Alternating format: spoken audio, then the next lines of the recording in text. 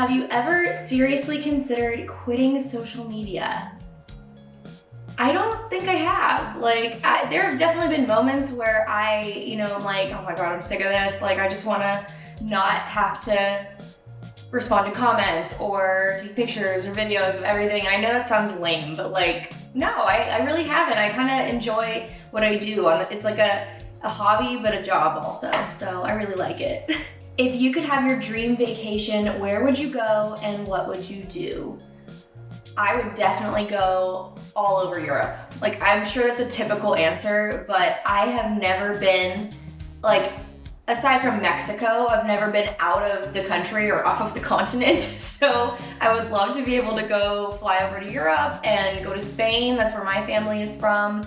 Ireland, Italy, France, all the typical landmark vacation tour of Europe places. Like, that's where I would want to go. If you could meet any 3 people, dead or alive, who would you want to meet?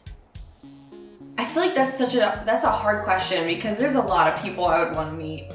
But I'm gonna say 3 people that are still alive because at least maybe I still have a chance of meeting them. I would love to meet, I think it's a funny thing, like I have an inside joke with my followers about meeting JoJo Siwa someday just because I teach 5th grade. So like, some of the girls in my class love JoJo Siwa. So definitely gotta meet her. I would love to meet Jenna Marbles. Jenna Marbles was the person I watched on social media when I was younger and kind of grew up with Jenna Marbles, so being able to meet her in person would be really cool. And then I think I would want to meet Mike Birbiglia because he is one of my favorite comedians and I relate with his comedy so much just because like he's really awkward in his life and I feel like I'm really awkward. If you had to eat one meal for the rest of your life, what would you choose? I'm currently hyperfixated on Build Your Own Nachos from Condado, so I would pick that.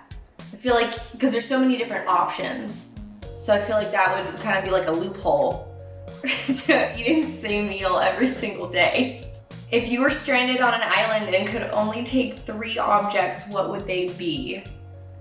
Okay, so the first thing I would take is I want to say a book, but then I feel like after I read that book, I would have nothing else to read. But I like physical copies of books. It's okay. Okay, so I'll bring a book.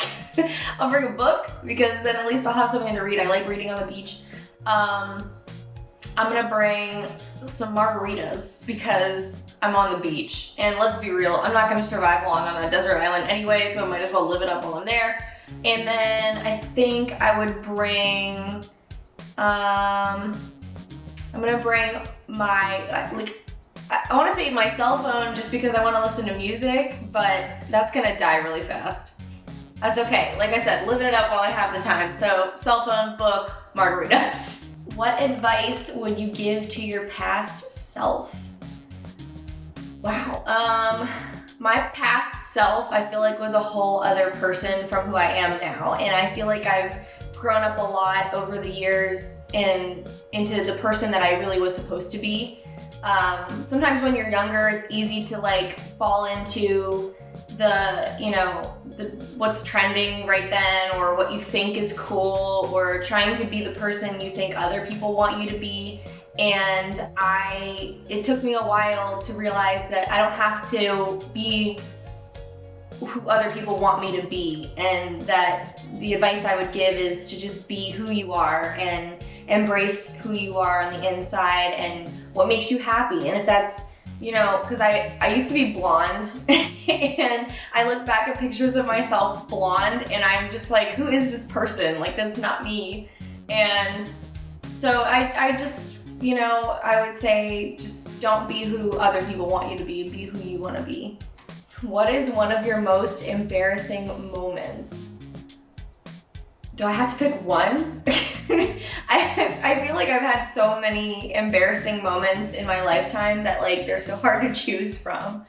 But I think one of my most embarrassing moments would have to be from school. When I was in middle school, I was like, my middle school had this really tall staircase in the one hallway next to the gym, and we had to go down that staircase every day to get to gym class. And I was walking down the stairs with my boyfriend at the time, and I tripped, and I was at the top of the stairs. I tripped and I tumbled all the way down the stairs. Like, there was no like saving it. There was no like trying to cover it up. No, I was just like doing somersaults down the stairs. And then everyone saw it. And my boyfriend just kind of like laughed at me. So I have a history of falling down the stairs at school. That was like my biggest fear growing up, was falling down the stairs. What is something most people who follow you don't know about you? I feel like most people who follow me, like I don't really hide much of my life from my social media. Like I post a lot of like my personal life on social media, but also like more just like everyday stuff on my Instagram. But I would say like my inner personality is not always like the happy, bubbly, teachery personality. Like being a teacher is my job, but like I'm a person first, and I have tattoos and I listen to hard rock, and like I have like, you know, so like the little things that are like just kind of like part of my personality. But I don't really have a lot of things that I don't share online, I guess. What is your biggest pet peeve? My biggest pet peeve is when I'm walking like on a sidewalk or in a hallway and there's somebody walking in front of me, but they're going significantly slower than I am and I can't get around them. Like, I'm all for it, like, you want to walk slowly and like take a stroll, like go for it, but don't take up the whole sidewalk, please, because people with long legs, we like to walk fast. What is your favorite birthday memory? So my grandpa and I used to have like a tradition when he was younger and more able to. We would go every year on my birthday. He would take me out to lunch and we would go to the art museum in our city, and we would always just like walk through the art museum and look at all the new pieces and just kind of like reflect. And it was always something that I loved doing. Like, I looked forward to that every single year.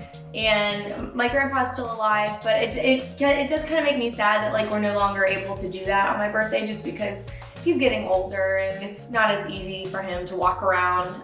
But that's something I always enjoyed and I think will stick with me, and something I would like to do with my children someday. What would be one superpower I would choose to have? That's a hard one. Okay, like there's the obvious ones, like flying would be pretty cool, or like super strength would be pretty cool. But I feel like I would choose mind reading, because my anxiety-ridden brain is constantly like, what are they thinking? Are they mad at me? So like if I had the power to read people's minds, then I could just maybe calm myself down. What's your favorite video that you ever posted? Okay, so if we're talking TikToks, my favorite video I ever posted was a video that was explaining how I got started on TikTok, and it was kind of a trend at the time. It was like the one that was like bongo la, like that song. And I started off on TikTok by like getting into a bet with a student. So that's my favorite video, because it kind of is like the origin story of Mrs. Woolley and Fib. What's your goal for where you'll be 3 years from today? Honestly, if I'm still doing the same things that I'm doing right now, that would be a pretty cool future. Like I'm genuinely happy where I'm at in my life right now. I think a goal that I could say, I hope the podcast continues to do well, and I would like to start like going out on tour with the podcast so we can meet some of the people that listen to our podcast. That would be really cool. Hopefully maybe by then me and Jordan have like a family started or something like that. But other than that, I'm pretty happy with where I'm at right now. So if my life 3 years from now looks like it does today, I'd be happy. Do you see social media as your long-term career path? If not, what could you see yourself doing? Teaching. I do think I see social media going long-term. I like what I do with social media, and I get to do it alongside my other career. So it's kind of become a double career at this point. I was actually looking into doing like a break from teaching this year just so I could focus on social media, but then, you know, it just didn't pan out, and I'm glad it didn't, because I was actually kind of excited to go back to school this year, and I actually go back in like a couple weeks right now. But yeah, I could see myself doing social media long term alongside teaching. When did you first go viral? So I started TikTok in February of 2020, but I didn't have my first like viral video until maybe like April or May of 2020. So I would say probably then was when I started doing my new question alert videos, where I would ask people to give me funny comments. So I would say that's when my first viral video came out. When was a time in your life you felt like you were at a crossroads, and how did you decide what to do? So I always go back to the biggest crossroads I was ever at. Before I met my husband, Jordan, I was in a long-term relationship with my ex, and we were together for 3 years. And it was going well, but then we just had very different goals for what we wanted our futures to look like. And I had met Jordan, we were just friends at the time, and we, you know, just got along, and we kind of like clicked really easily. And so I, you know, was trying to decide between the person I had been with for 3 years and this person I had just met, who made me feel like I was my own person and that supported my goals and I was alive. And I really had to make up my mind between, you know, going with what was comfortable, the person who I'd been with, and going with like taking a leap of faith and hoping that it worked out. And I did that, and it worked out. So, I mean, I don't want to tell anyone what to do with their lives, but sometimes you just got to take a risk and, you know, take a leap of faith and hope for the best. Who are the first creators you followed on social media? So if we're talking like OG social media, I'm thinking more like YouTube, because that was like my social media growing up. So the first people I followed were like Jenna Marbles and Graveyard Girl and Smosh. So like all of those major YouTubers were the first people that I was like, you know, heavily following back in the day. But like if we're talking like TikTok, I actually first followed another teacher influencer. Her name is Logan Hudak. She goes by Hello Miss Hudak on TikTok, and that was one of the first people that I kind of aspired to be like. I wanted to be a teacher online and kind of break that barrier between me and my students. And so yeah, that was the first people that I followed. Okay, if you had to describe yourself in 4 words, what would they be? I would say awkward, introverted, extrovert, so that's 3 words there, and kind. So, I mean, you know, it's a fun mix. Which one of your accomplishments are you proudest of?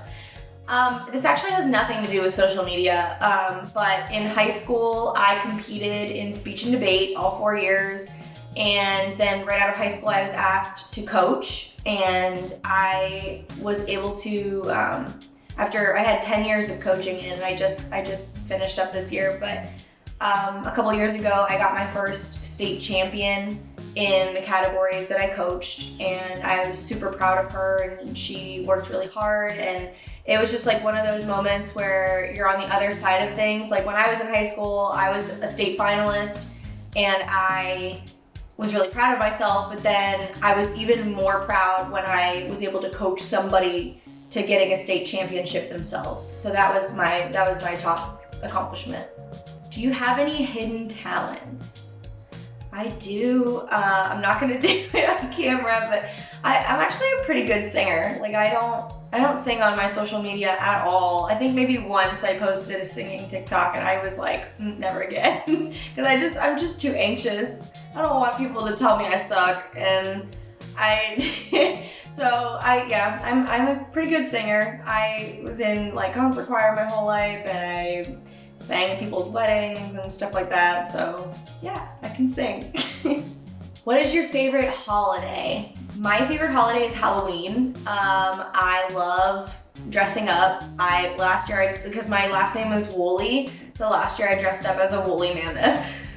But I love Halloween. I love buying like the king-size candy bars and giving those out to all the kids in the neighborhood. I like decorating the house with all the fall stuff. And it's just spooky and scary, and I like it. So yeah. Thank you so much for watching my Q&A, guys. I hope this gave you like a little glimpse into who I am as a person, and I hope you guys follow me on social media so we can hang out some more. And I'll see you soon. Love you. Bye.